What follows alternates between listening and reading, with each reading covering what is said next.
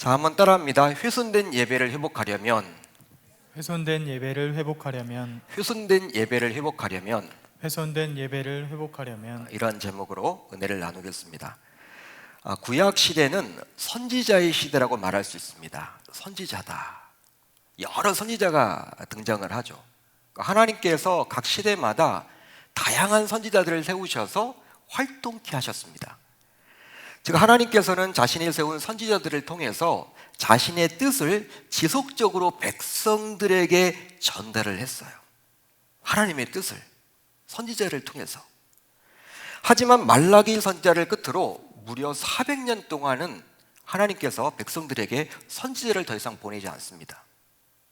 말라기 선지자가 끝이에요. 더 이상은요 400년 동안은 선지자가 존재하지 않아. 하나님이 보내지 않았어요. 보통 그 400년 기간을 침묵기라고 이야기를 하는데요. 왜 침묵기라고 붙였느냐? 하나님께서 말씀하지 않았다라는 의미에서 신학자들이 그 400년을 침묵기라고 붙인 거예요. 이제 그 400년의 기간이 흐른 후 하나님께서는 세례 요한을 선지자로 세우사 그를 사용하여 메시아이신 그리스도를 예비케 하셨습니다. 세례 요한이 등장을 하죠. 그러니까 우리가 구약에서 신약으로 넘어가는 그 기간, 성경 말씀은요 딱 붙어 있잖아요. 신구약이. 그렇지만 그 간격이 400년이다. 근데 하나님은 그때 백성들에게 응답해 주지 않았어요. 말씀하지 않았어요. 백성들이 하나님 앞에 기도해도 응답이 없는 거예요. 영적인 암흑기라고 보통 이야기를 하죠. 중간기다, 침묵기다, 보통 그렇게 이야기를 합니다. 여러분, 이처럼 400년이란 긴 기간 동안 하나님께서는 백성들에게 아무런 말씀도 해주지 않으므로 자신의 마음을 표현했다고 볼 수 있습니다. 즉 자신의 백성들에 대한 실망감, 분노 등을 아무런 말씀을 하지 않으므로 잘 표출해 주신 것이라고 볼 수 있는 거예요. 한마디로 하나님께서 화가 나신 거예요. 화가 나신 거예요. 왜? 백성들 때문에 화가 난 거예요. 실망하신 거예요. 선지자들을 보내서 이야기를 했지만 듣지 않으니까, 변화되지 않으니까 이제 더 이상 말씀하지 않는 거예요. 따라서 어떤 의미에서 보게 되면 말라기서는 자신의 살아가는 백성들이 이것만큼은 고쳤으면 좋겠다라는 내용을 담고 있다고 볼 수 있는 것입니다. 야, 너희들 이것만큼은 고쳐달라. 다른 것들은 내가 용납하겠으니 정말 이것만큼은 고치면 좋겠어. 그런 내용들이 바로 말라기서에 잘 기록이 되어 있습니다. 그러게 말라기서에 담긴 내용을 백성들이 제대로 지키게만 했다면 400년의 그 침묵기는 없었을 거예요. 왜? 말을 잘 들으니까 하나님과 소통이 잘 되잖아요. 그때그때마다 또 하나님이 선지자를 보내서 이야기를 해주셨겠죠. 따라서 말라기서는요 한마디로 돌이키라라는 내용을 담고 있습니다. 한번 따라할까요? 돌이키라. 돌이키라. 돌이키라. 이 돌이키라는 주제예요. 핵심어입니다. 여러분 말라기서 1장부터 4장을 보게 되면요 이 돌이키라는 거예요. 계속 반복되어 있죠. 그렇다면 무엇을 돌이켜야 할까요? 다양한 여러분 돌이킴이 필요합니다. 우리의 그런 삶 속에서, 신앙생활에서. 근데 오늘 우리가 살펴볼 1장을 통해서는 바로 예배를 돌이켜야 한다라고 이야기를 하고 있습니다. 예배를 돌이켜라. 그만큼 말라기 선지자가 활동했던 시대의 예배가 이미 많이 훼손되었음을 알 수 있죠. 어디에 비추어서? 율법에 비추어서, 말씀에 비추어서. 그러기에 오늘 말씀을 통해서 하나님께서는 훼손된 예배를 회복하라고 엄히 경고를 해주고 있습니다.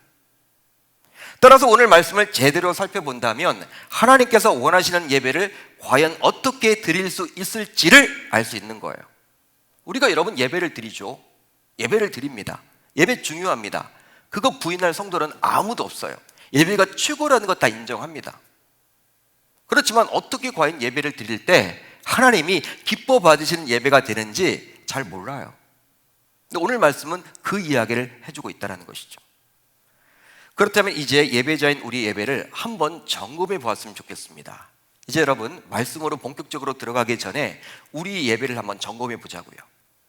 코로나19의 상황이 거의 2년 동안 지속되면서 우리는 과연 하나님이 원하시는 예배를 드리고 있나요? 여러분들이 한번 자신의 가슴에 손을 얹고 정직하게 한번 답을 해보세요. 이 질문에 답을 한번 해보십시오. 아니, 매주일 교회에 나올 수 있으면 나와서 예배를 드렸고, 이 코로나 상황에도 또 그렇지 못할 형편이면 우리가 온라인 시간 예배로 잘 드렸으니까 뭐 코로나 전과 지금이나 별반 차이가 없다, 이렇게 말할지도 모르겠습니다. 그렇지만 아마도 자신이 예배를 잘 드리고 있다라고 생각하는 분들은 그리 많지 않을 거란 말이에요. 예배를 드리고는 있지만 코로나 전과는 좀 달라진 것 같아. 뭔가 그런 느낌을 여러분들 다 받지 않습니까?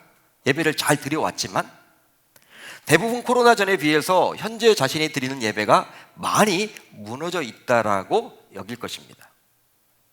그럼에도 불구하고 과연 무엇이 잘못인지는 막상 답하기가 곤란하죠. 누군가가 와서 여러분들에게 요즘에 예배 잘 드리고 있어? 잘 드리고 있어. 근데 여러분, 예배 정말 하나님이 기뻐받는 예배를 드리고 있나? 이게 물어보면 답을 잘 못하는데, 근데 무엇이 문제인지, 자신의 예배에서 과연 무엇이 문제인지를 답하기가 참 어렵죠. 따라서 오늘은 훼손된 우리 예배를 어떻게 하면 회복할 수 있을지 말씀을 통해서 한번 살펴보겠습니다. 그만큼 신자에게 있어서 예배는 중요한 거예요. 너무나도 중요합니다. 그러기에 자신의 백성이 훼손된 예배를 회복시킬 기미를 보이지 않자 하나님께서는 무려 400년 동안의 긴 침묵기를 둔 거죠. 이렇게 분명히 경고까지 했는데도 불구하고 백성들이 따르지 않으니까 하나님이 더 이상 이제 입만 아프다고 생각을 하신 거예요. 말하지 않습니다. 침묵기를 둔 거예요. 그만큼 오늘 말씀은요, 우리가 지켜야 되는 거예요. 회복시켜야 될 말씀이라는 거예요. 따라서 이제 정말 가까이 다가온 위드 코로나 시대를 맞아 우리가 훼손된 예배를 회복하지 않는다면 어쩌면 우리에게도 400년의 긴 침묵기가 다시 임할지도 모릅니다. 저는 말씀을 한 주간 동안 준비하면서 너무 두렵더라고요. 무섭더라고요. 그렇구나. 이게 지금 코로나가 어쩌면 우리의 예배를 회복할 수 있는 기회인데, 특별히 위드 코로나라고 되면 이제 코로나와 함께 삶을 살아가는 것인데, 다른 모든 분야는 우리가 삶을 살아가면서 이 신앙생활에 있어서는 예배 회복에 대해서는 이 코로나 상황과 똑같이 그냥 예배를 드리고 있다면, 그런 마음을 가지고 예배를 드린다면, 또 우리가 그런 교회의 모습을 갖춘다면 하나님께서 한국교회에 어쩌면 400년 동안의 긴 침묵기를 주실 수도 있겠구나. 어쩌면 우리 계명교회도 그런 긴 침묵기를 주실 수도 있겠구나. 아무리 여러분 기도해도 그 다음부터는 답이 없는 거죠. 하나님께서 응답해 주지 않는 거죠. 촛대가 여러분 옮겨졌다는 말 있잖아요. 요한계시록을 보면. 그런 무서운 일이 벌어질 수도 있겠구나. 위드 코로나 시대를 맞이해서 정말 이 시점에 우리가 이 부분을 다뤄봐야겠구나. 하나님께서 저에게 마음을 주신 거예요. 그래서 이 말씀을 전하게 되었습니다. 그러기에 오늘 이 말씀은 우리 공동체에게 있어서 너무나도 중요한 메시지입니다. 그런데 오늘 말씀 6절을 보세요. 이제 본격적으로 6절 안으로 들어가려고 하는데 6절을 보시면 어떻게 시작을 합니까? 내 이름을 멸시하는 제사장들아, 이렇게 시작을 하고 있다는 거예요. 그러기에 오늘 말씀이 마치 제사장들에게만 주신 하나님의 말씀으로 오해하기 쉽습니다. 하나님께서 분명히 제사장들에게 주신 말씀인데, 그러다 보니까 나와는 상관없는 말씀으로 여기기 쉽다라는 거예요. 하지만 구약시대의 제사장은 신약시대 이후로는 없습니다. 신약시대 이후로는 없어요. 이유가 있죠? 바로 예수님이 이 땅에 오신 이후로 제사와 관련된 모든 제도가 없어졌기 때문입니다. 제사 제도가 없어졌어요. 따라서 오늘날은 우리 모두 제사장이라고 볼 수 있겠죠. 저만 제사장이 아니에요. 어떤 성도님들은 오해를 하더라고요. 목사님은 제사장이고 자기는 평신도래. 평신도도 제사장입니다. 그러기에 베드로 사도 역시 다음과 같은 말씀을 하셨던 거예요. 너희는 택하신 족속이요, 왕같은 제사장들이요, 거룩한 나라요, 그의 소유가 된 백성이니 이는 너희를 어두운 데서 불러내어 그의 기이한 빛에 들어가 계신 이의 아름다운 덕을 선포하게 하려 하심이라. 할렐루야, 할렐루야. 하나님의 말씀이죠. 여러분, 구약의 제사장은요, 어떤 역할을 감당했습니까? 백성들의 죄를 가지고 하나님께 나아가는 거죠. 그러니까 중재자의 역할이었어요. 백성들이 죄를 짓는단 말이에요. 자신도 죄를 짓죠. 근데 그 죄를, 백성들의 죄를 대신 지어서 하나님께 가지고 나가. 그래서 용서를 받았죠. 여러분, 신약시대를 살아가는 여러분들이 죄를 지었다고 칩시다. 저에게 그 죄를 가져옵니까? 아니면 여러분들이 직접 하나님께 회개기도 하십니까? 직접 나아가죠. 캐톨릭은 잘못이에요. 이미 여러분 하나님의 말씀에 왕같은 제사장들이라고 나와 있는데 그 성경을 어기고 있는 거예요. 캐톨릭은 신부를 통해서만 죄사함을 받죠. 고해의 성사를 해야 돼. 일반 평신도들은 하나님 앞에 직접 나아가질 못해. 꼭 신부를 거치게 돼 있어. 그렇지만 분명히 왕같은 제사장들이라고 나와 있죠. 우리도 하여금 왕같은 제사장이라고 하나님은 베드로사를 통해서 저와 여러분들에게 말씀해 주셨어요. 그 이유가 무엇입니까? 여러분들의 죄를 예수 그리스도의 보혈의 피의 능력으로 직접 하나님께 가지고 나갈 수 있기 때문에 여러분들은 왕같은 제사장들입니다. 그렇기 때문에 목회자들만이 제사장이 아니라는 거예요. 그러게 오늘 말씀은 성도에게 주신 메시지라고 볼 수 있습니다. 저에게 주신 메시지도 되고 여러분 각자에게 주신 메시지라는 거예요. 제사장에게 주신 메시지가 아니라 신약시대를 살고 있는 저와 여러분들 모두에게 주신 메시지임을 알 수 있죠. 그렇다면 훼손된 예배를 회복하려면 어떻게 해야만 할까요? 이 부분이 중요하겠죠. 우선 하나님을 경외함으로 예배를 드려야만 합니다.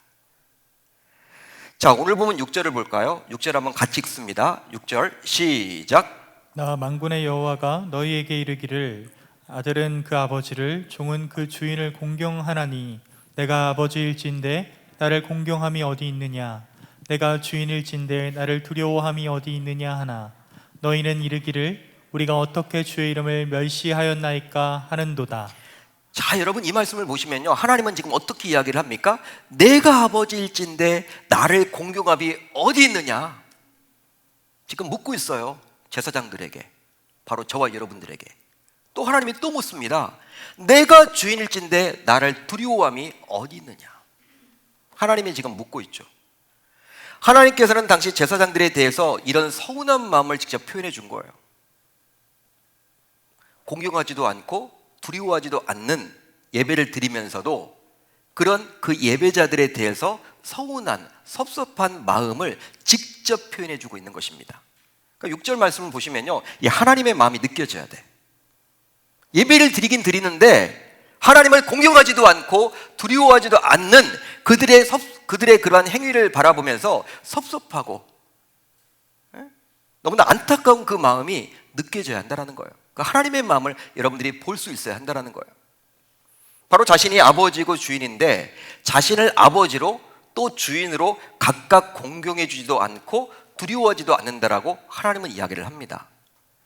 즉 예배를 받는 분은 바로 하나님 자신인데 예배자들이 예배를 드리면서 그 예배를 받으시는 하나님을 공경하지도 않고 두려워하지도 않는다라고 지금 마음 아파하는 거예요. 한마디로 예배자들이 예배를 드리면서 예배를 받으시는 하나님을 존중하지 않는 것이죠. 여러분, 공경하고 두려워한다라는 것, 한마디로 무엇입니까? 바로 경외한다라는 거예요. 그러니까 경외한다. 성경을 보게 되면요, 여호와를 경외해야 된다, 여호와를 경외하라, 이런 내용들이 얼마나 많이 나오는지 모릅니다. 시편이나 잠언이나. 하나님께서는요 경외 받기를 원하시는 거야. 우리들로 하여금, 예배자들로 하여금. 근데 경외하면요 와닿질 않아요. 이게 어떤 의미인가? 막연히 두려운 건가? 하나님을 두려워하라는 뜻인가? 저도 여러분 와닿지가 않더라고요. 그래서 제가 백과사전을 살펴보니까, 이렇게 국어사전, 백과사전을 살펴보니까 어떤 의미로 나와 있냐면, 이 경외라는 뜻은요 공경하면서 두려워한다. 공경하면서도 두려운 게 바로 이 경외예요. 단순히 공경하는 것만 있는 것도 아니고 두려워하는 것만 있는 것도 아니고 공경하면서 두려워하는 거예요. 그러니까 여러분, 두려움이라고 하면요 막연한 두려움, 이 좋지 않은 감정인데, 여러분 이 하나님을 두려워한다는 것은요 좋은 의미인 거예요. 하나님을 좀 어려워하는 거예요. 하나님을 의식한다, 그런 의미가 있는 거예요. 이 경외라는 것은요 피조물로서 창조주를 대할 때 가져야 할 기본적인 마음의 자세입니다.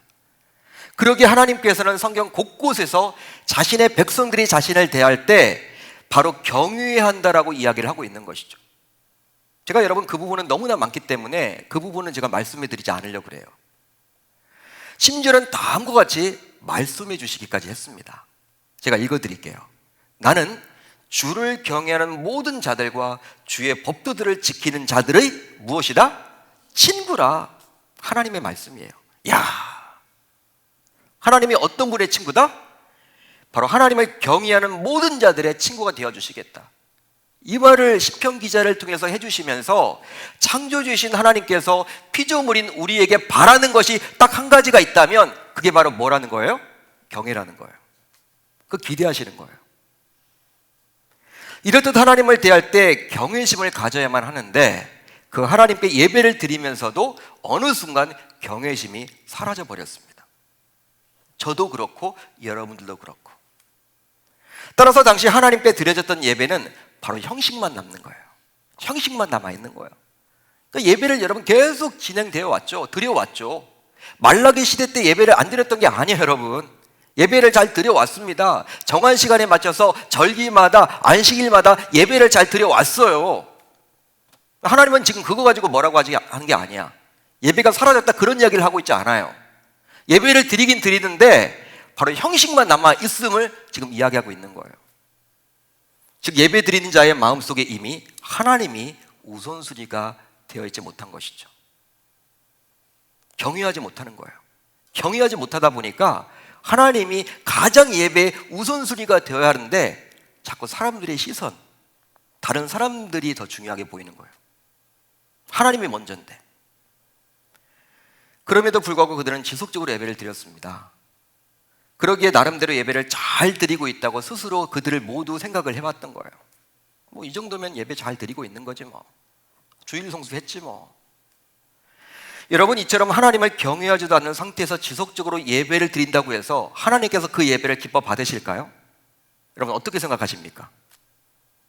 실제 그런 예배를 하나님께서 기뻐 받으실 리가 없겠죠. 이게 당연한 거 아닌가요? 예배는 여러분 우리가 누구 때문에 드리는 거예요? 받으실 분이 있잖아, 하나님. 근데 내 만족해서 드린다면, 내가 여러분 그냥 예배 안 드리면 이상해질까 봐 그거 겁나서 예배를 드린다면 하나님 중심의 예배가 아니죠. 여러분 우리가 그렇게 예배를 드렸는데 하나님이 그런 예배를 기뻐 받으실까요? 경외하지도 않는데 하나님을 안 받아주신단 말이에요. 따라서 그런 예배를 드리고 있다면 그것은 시간 낭비입니다. 그러니까 하나님을 경외하지도 않고 그냥 우리가 매너리즘에 빠져서 그냥 형식적으로 예배를 드려왔다면 그 예배는 시간 낭비일 뿐이에요. 차라리 그 시간에 여가 활동하는 게 나아요. 운동하는 게 나아요. 그런 예배를 드릴 바에는. 하나님은 지금 그 이야기를 해주고 있는 거야. 예배를 똑바로 드리라는 거야, 드리려면. 당시 그런 진정성이 없는 예배를 드리고 있는 그들의 예배에 대해서 우리 하나님께서는 너무나도 답답해 하시고 서운해 하셨던 거예요. 그러기에 오늘 말씀 6절을 보세요. 6절을 다시 보세요, 여러분. 6절을 보시면 하나님께서는 솔직하게 자신의 마음을 잘 담아서 이야기를 해주고 있습니다. 어떤 이야기예요? 야, 세상에 나가봐라. 자녀들이 아버지를 공경하지 않니? 세상에 나가서 불신자들도 보면 자녀들이 아버지를 공경한다. 그리고 종들이 자신의 주인을 두려워한다, 어려워한다. 그런데 너희들은 입으로는 나를 하나님이 아버지라고 부르잖아. 너희들은 입술로는 항상 하나님 아버지라고 부르고 자신은 종이고 하나님을 항상 주인으로 모신다고 이야기를 하면서도, 입은 열어서 그렇게 이야기를 하면서도 어떻게 예배를 드릴 때 나를 공경하지도 않고 나를 두려워하지도 않니? 세상 사람들보다 더 못한 거야. 지금 하나님이 지금 그 이야기를 해주고 있는 거예요. 너희들이 예배를 한번 봐라. 아니, 세상 사람들도 그렇게 공경하고 두려워하는데 너희들은 어떻게 예배를 받으시는 나에 대해서 철저하게 그렇게 무시할 수 있냐? 지금 하나님은 너무나도 지금 안타까운 마음으로 그 이야기를 해주고 있는 거예요. 그렇다면 예배자인 우리는 과연 하나님을 하나님으로 인정하고 의식하고 경외하며 예배를 드리고 있습니까? 저와 여러분들은 예배자예요. 예배자로서 하나님을 정말 의식하고 인정하고 경외하며 예배를 드리고 있습니까? 진정 하나님을 의식하며 예배를 드리고 있나요? 아니면 그냥 주일이 되었기 때문에 그냥 예배 자리에 나오셨습니까?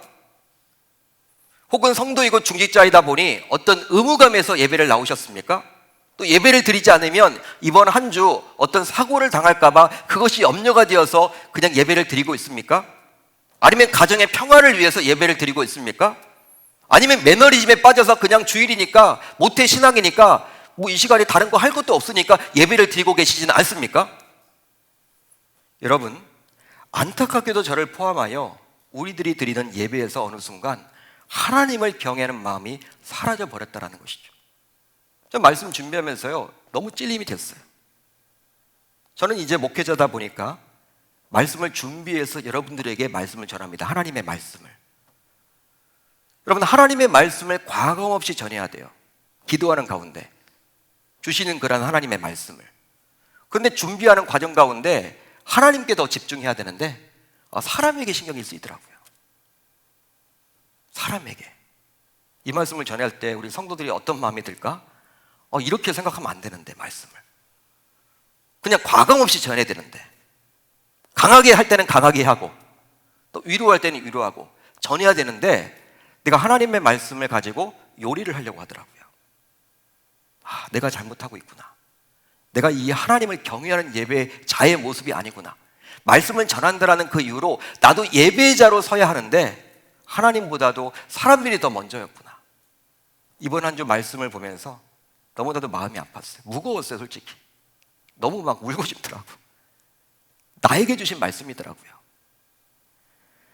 물론 코로나 전이나 지금이나 예배는 동일하게 드리고 있습니다. 저와 여러분들 모두. 하지만 코로나 상황이 지속되면서 하나님을 향한 사랑이 식어진 나머지 예배를 드리면서도 더 이상 하나님을 공경하지도 않고 두려워하지도 않게 되었죠. 믿음이 식어지고 하나님을 향한 사랑이 식어지다 보니까, 즉 신앙생활의 가장 기본 중의 기본인 예배가 지금 훼손된 거예요.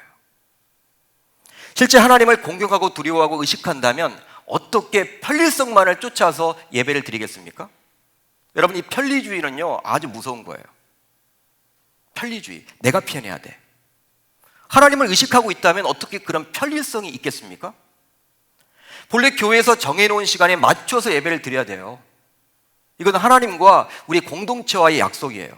오전 7시, 9시, 11시, 오후 1시 반 4부로 구성이 되어 있죠. 수요 예배, 금요 성령 집회. 근데 여러분, 그런 정해놓은 시간에는 게으름을 피우다가 자기 할 일 다 하다가 자기 시간에 맞춰서, 자기 편한 시간에 맞춰서 예배를 드린다면 하나님이 그 예배를 과연 받으시겠냐는 거예요. 그게 하나님을 의식하는 자의 모습이냐는 거예요. 그거 아니라는 것이죠. 만약 자신의 집에 누가 왔다고 칩시다. 손님이 왔어요. 근데 그 손님이 손이 어른이야. 집안의 어른. 좀 어려운 분이야. 오래간만에 오셨는데 그분이 하룻밤 지금 묵고 가신다고 칩시다. 자신보다 나이도 높아요. 부모님 뻘이에요. 여러분, 그분이 신경이 쓰입니까? 신경이 안 쓰입니까? 신경이 쓰여요? 신경이 안 쓰여요? 당연히 여러분 쓰이죠. 신경이. 아마 부부간에 여러분 하대하고 이 반말했던 부부도요 그 어른 눈치를 볼 거란 말이야. 이 부부지간에 이렇게 반말해도 되나? 여러분, 식사 시간이 되면요 누가 여러분 의식이 돼요? 그 어른이 의식이 되죠. 우리끼리 있으면 라면 끓여 먹는데 그 어른이 있으니까 뭐 라면 끓여 먹을 수는 없잖아. 뭘 좋아하시는지 여쭤볼 거란 말이에요. 여러분, 인간관계에서도 여러분 누군가를 의식한다는 것은 이게 어렵거든. 어려운 일이거든. 하나님 앞에 예배를 드리는데 하나님을 의식한다면, 하나님을 공경한다면 그분에게 우리가 맞춰야지, 그분을 나에게 맞춰서 예배를 드렸다? 이 편리주의죠. 편리주의죠. 때우는 식이죠. 따라서 여러분, 하나님을 우리가 의식하며 예배를 드린다면 어떤 말과 행동, 또 우리가 복장, 우리의 그런 마음의 자세, 또 예배를 드리는 준비하는 그런 모습들도 모두 조심스러울 수밖에 없다는 거예요. 마찬가지로 하나님을 의식하며 예배를 드린다면 예배를 향한 우리의 마음가짐이 분명히 달라질 것입니다. 달라지겠죠, 여러분. 그렇습니다. 하나님은 우리에게서 그런 예배 받기를 원하시는 거예요. 자기를 인정해 달라는 것이죠. 나를 존중해 달라는 거예요. 나를 경외해 달라는 거예요. 나를 공경해 달라는 거예요. 나를 두려워할 줄 알아라는 거예요. 그런 예배를 지금 원하시는 거예요. 저와 여러분들에게서 받으시기를 원한다라는 거예요. 따라서 저와 여러분들 모두 더 늦기 전에 이제부터라도 하나님을 경외하며 하나님을 의식하며 예배 드려야 할 줄로 믿습니다. 더 늦기 전에 하나님을 의식하면서 예배를 드려보세요. 마음가짐이 달라질걸요. 교회 올 때부터 달라질걸요. 여러분, 누군가 여러분들 이렇게 불편한 일을 만나도, 여러분, 내가 운전하면서 오면서도 교회 예배당에 딱 운전하고 오는데도 내 앞에 확 끼어든 차가 있다. 평상시 같으면 막 욕을 하려고 하는 마음이 들어서 욕을 할지도 모르겠어. 그렇지만 주일날 교회 나오는데 하나님을 의식하면서 예배를 드리러 나오는데 못하는 거죠. 하나님 보고 계시니까. 그 어른이 보고 계시는데, 만왕의 왕께서 보고 계시는데, 하나님 앞에 여러분 예배를 드리면요, 우리의 마음가짐, 말과 행동이 모두 달라질 수밖에 없고, 그 의식한다는 것은요, 자기가 다소 불편하지만 그 불편을 감수하겠다는 것이 여러분 거기에 포함되어 있는 거예요. 저와 여러분들 모두 이제 위드 코로나가 되었습니다. 언제까지 우리가 편리주의에 그러한 휩싸여서, 언제까지 우리가 그냥 이 코로나만을 두려워해서 이렇게 하나님이 정말 원하시는 그 예배의 모습이 아닌 나 중심의 그런 예배로 계속 드리겠습니까? 그렇게 드리다가는 이 한국교회뿐만 아니라 우리 계명교회도 이 침묵기 400년이 임할 수도 있다는 거예요. 저는 그것이 두렵다는 것이죠. 저와 여러분들 모두 이제 오늘 말씀을 꼭 기억하셔서 하나님을 경외하시고 하나님만을 의식하시고 예배 드릴 수 있기를 바랍니다. 다음으로 온전한 제물로 예배를 드려야만 합니다. 자, 오늘 본문 7절을 볼까요? 우리 7절 같이 읽습니다. 시작. 너희가 더러운 떡을 나의 제단에 드리고도 말하기를 우리가 어떻게 주를 더럽게 하였나이까 하는도다. 이는 너희가 여호와의 식탁은 경멸히 여길 것이라 말하기 때문이라. 자, 말씀 보시면요, 아마도 당시 제사장들은 제사를 드리면서 하나님께 더러운 떡을 드렸던 것 같아요. 더러운 떡을 드렸습니다. 바쳤습니다. 참 여러분, 간도 크죠? 간이 배 밖에 나온 것처럼 보이죠? 하나님께 드리는데 이 더러운 떡을 드렸다. 그 당시 여러분 그렇게 한 거예요. 예배를 드릴 때. 여기서 말하는 떡은 그냥 단순히 그 떡 자체보다도 제사를 드리면서 하나님께 가지고 나가는 제물을 말하는 거예요. 제물. 그런데 그냥 떡이 아니라 더러운 떡이라고 분명히 기록이 되어 있기 때문에 그 자체가 본래 깨끗하였으나 시간이 흘러가면서 더러워진 것이 아니라 본래부터 하나님께 합당하지 않은 제물을 지치는 것으로 봐야 합니다. 드려서는 안 되는 거예요, 처음부터. 근데 그걸 드린 거예요. 이것에 대해서 8절은 다음과 같이 잘 설명을 해주고 있어요. 7절, 8절은 연결이 되죠.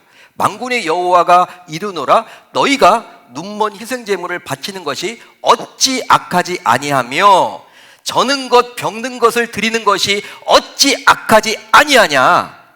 이제 그것을 너희 총독에게 드려보라. 그가 너를 기뻐하겠으며 너를 받아주겠느냐. 어떤 말이에요? 즉 눈먼 희생제물, 저는 것, 병든 것이 바로 무엇이다? 7절에 나와 있는 이 더러운 떡이라는 거예요. 이런 하자 있는 제물을 당시 하나님께 바쳤습니다. 분명히 하나님께서는 율법을 통해서 백성들이 제사를 드릴 때 어떤 제물을 드려야만 하는지에 대해서 말씀해 주셨어요. 여러 율법을 통해서, 말씀을 통해서. 대표적인 구절이 바로 신명기 15장 21절입니다. 이렇게 나와 있죠. 그 짐승이 흠이 있어서 절거나 눈이 멀었거나 무슨 흠이 있으면 내 하나님 여호와께 잡아드리지 못할지니.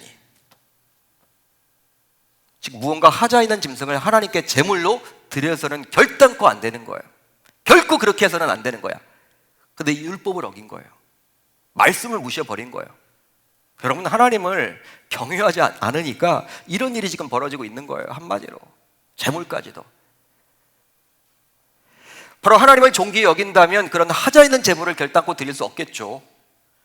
만약 여러분들의 직장을 다닌다고 칩시다. 예를 하나 들어볼게요. 여러분들이 직장 생활을 한다고 칩시다. 여러분들이 직장 생활을 하는데 여러분들의 인사고과를 매기는 직장 상사가 여러분들의 집에 왔어요. 여러분들 그 사람에게 잘 보여야 돼. 그 사람이 어떻게 하느냐에 따라서 여러분들이 승진도 하거나 승진 못하거나 달려있는 거예요. 식사 시간이 되었습니다. 여러분 그분에게, 직장 상사에게 상한 음식을 드리겠습니까? 상한 음식을 드리겠냐는 거예요. 드릴 사람 없죠. 그럼 미친 사람이죠. 바보죠. 아마도 여러분들 최고로 좋은 음식으로 그 상사를 대접하지 않을까요? 하물며 하나님께 제사를 드리면서 그 제물을 흠이 있는 것으로 드려서야 되겠냐는 거예요. 지금 하나님이. 아마도 그럴 수 없을 것이라며 하나님께서는 그런 흠이 있는 재물을 인간 지도자인 총독이 한번 드려봐라. 그 총독이 기뻐 받겠느냐? 아마 너 찍힐걸? 아마 너 그거 주고도 욕먹을걸? 지금 그 이야기를 하나님이 해주고 있는 거예요. 따라서 우리는 반드시 하나님께 흠이 없는 것, 깨끗한 것을 드려야 할 줄로 믿습니다. 그렇습니다. 사람은 누구든지 흠이 없고 깨끗한 짐승을 보게 되면요, 탐을 내요. 흠이 없거나 깨끗한 짐승을 보게 되면 탐을 낸다고요. 아간처럼. 자신과 자신의 가족을 위해서 사용고자 해요. 그게 여러분 인간의 본성이에요.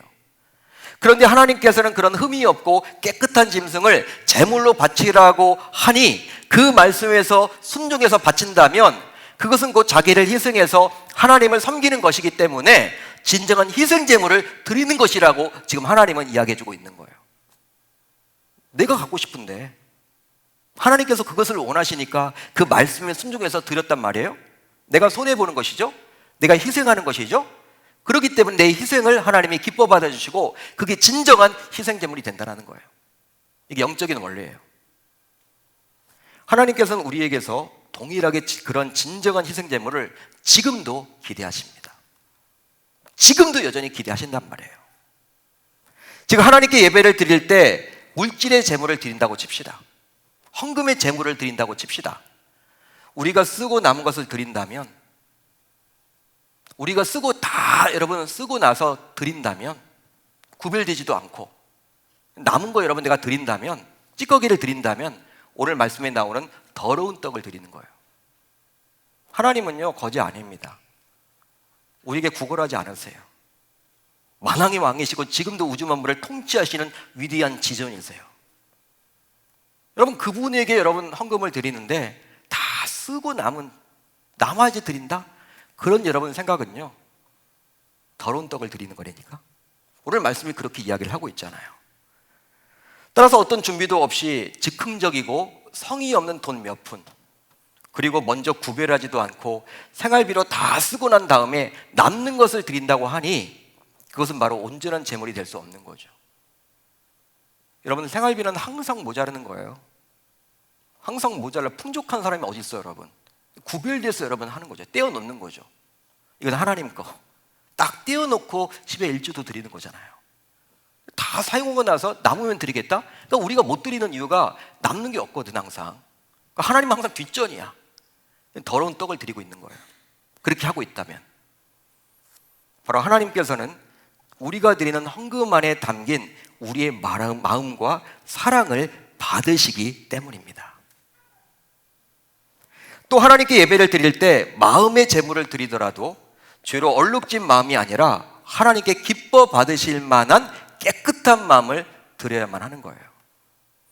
따라서 한 주간 바쁜 삶 속에서 마음으로 죄를 지었더라도 그냥 예배당에 바로 나오시면 안 돼요 여러분. 주일 예배만큼은 바쁜 일상의 그런 삶 속에서 마음으로 죄를 지었죠. 어떻게 하셔야 됩니까? 금요 성령 집회에 꼭 나오시고 또 토요 성전 등불 기도에 나오셔서 하나님께 마음으로 지었던 모든 죄를 토설하시고 회개하시고 난 다음에 주일 예배에 참여하셔야 된다는 거예요. 정결한 마음을 하나님이 받으시니까, 흠 있는 것들을 받지 않으시니까. 따라서 이제 우리 모두 사도 바울의 권면처럼 우리 자신이 거룩한 산 제물이 되어야만 하겠습니다.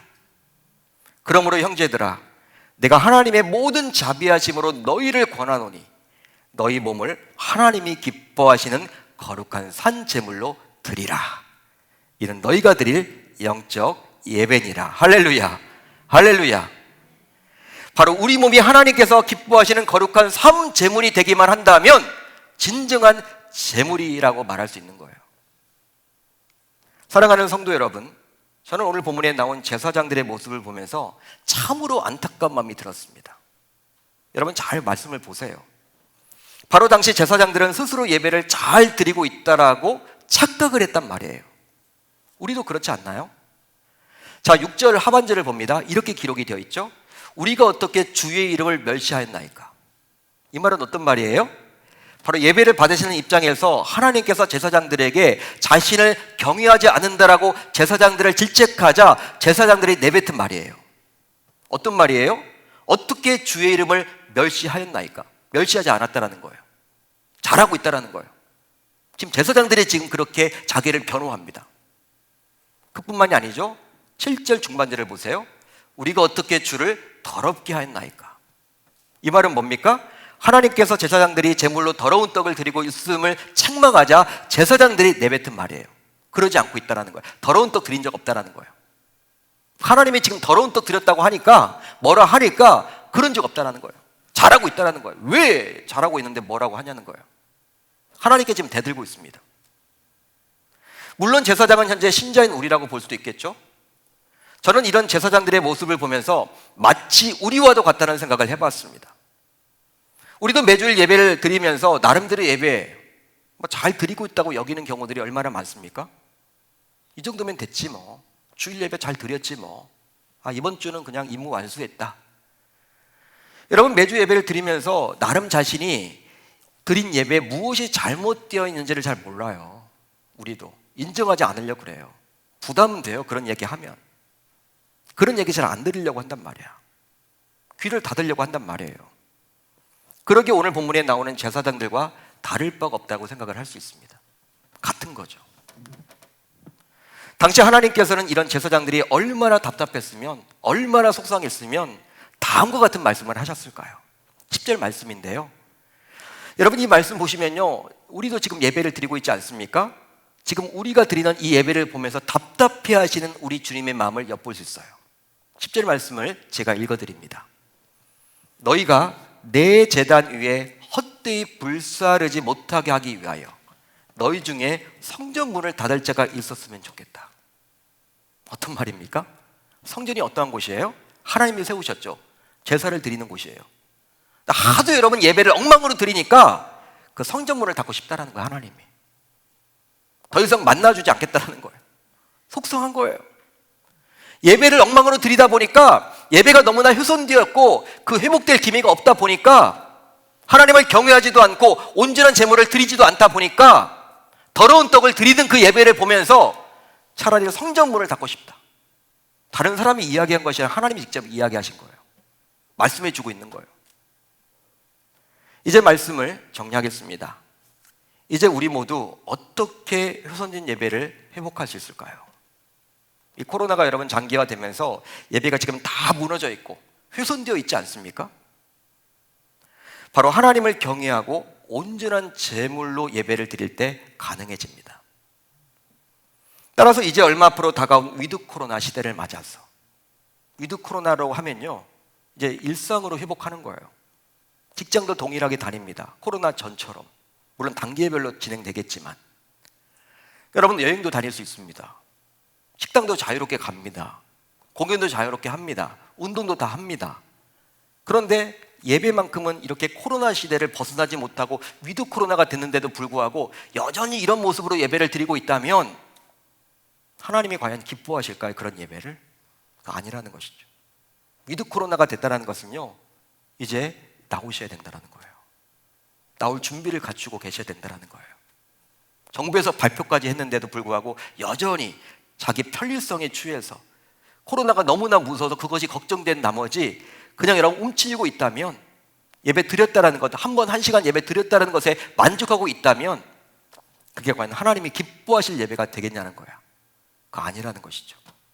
따라서 이런 위드 코로나 시대를 맞아 우리 모두 그동안 느슨해졌던 예배를 다시금 기름칠하면 좋겠고 훼손된 예배를 회복시켰으면 좋겠습니다.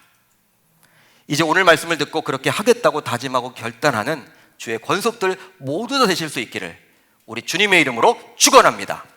축원합니다.